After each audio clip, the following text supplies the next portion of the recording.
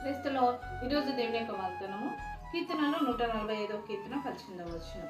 తనకు మొరపెట్టు వారందరికీ తనకు నిజంగా మొరపెట్టు వారందరికీ యెహోవా సమీపంగా ఉన్నాడు. దేవుడి వాక్యం దీవించును గాక. ఆమేన్. అవునండి, తనకు మొరపెట్టు వారికి నిజముగా దేవునికి మొరపెట్టడం అంటే మొరపెట్టడం వేరు, నిజంగా మొరపెట్టడం వేరు. మొరపెట్టడం అంటే మాట్లాడటమే ఉండటం, మొరపెట్టడం అంటే హృదయపూర్వకంగా మొరపెట్టడం కాదండి. ఏదో ప్రార్థన చేస్తామంటే ప్రార్థన చేస్తున్నాం, మొరపెడుతున్నాం అంటే మొరపెడుతున్నాం, ఏదో చెప్పాలి కదా అని చెప్పడం. కానీ నిజంగా దేవుడికి నేను మొరపెడితే దేవుడు నా ప్రార్థన ఆలకిస్తాడు, నా మొరను ఆలకిస్తాడు, నాకు సమాధానం ఇస్తాడు. నమ్మకంతో ఎవరైతే నిజముగా దేవునికి మొరపెడతారో అలాంటి వారికి దేవుడు సమీపంగా ఉన్నాడంటది.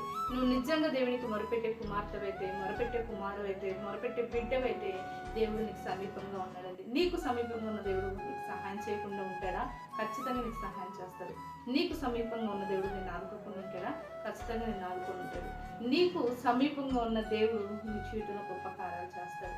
కాబట్టి పైన మొరపెట్టేవారు కాక విశ్వాసంతో నమ్మకంగా నిజంగా దేవునికి మొరపెట్టి దేవుడి చేత ఆశీర్వదించబడదాం. అట్లయితే దేవుడు ప్రతి ఒక్కరిని దీవించును గాక. ఆమేన్. ప్రార్థన చేసుకుందామండి. సకల ఆశీర్వాదాలు కారణభూతమైన మా ప్రియ పరలోక తండ్రి యొక్క ప్రార్థనలకు ఇస్తున్న ప్రతి బిడ్డని జ్ఞాపకం చేసుకోండి. ఆయా ఊరికనే మొరపెట్టేవారు కాక నమ్మకంతో విశ్వాసంతో నిజముగా నువ్వు కార్యం చేస్తావని నీకు మొరపెట్టి నువ్వు ఇచ్చే సమాధానం ఆశీర్వాదములు పొందుకునే కృప ప్రతి ఒక్కరికి తెలుసని యేసు నామములో ప్రార్థిస్తున్నాము.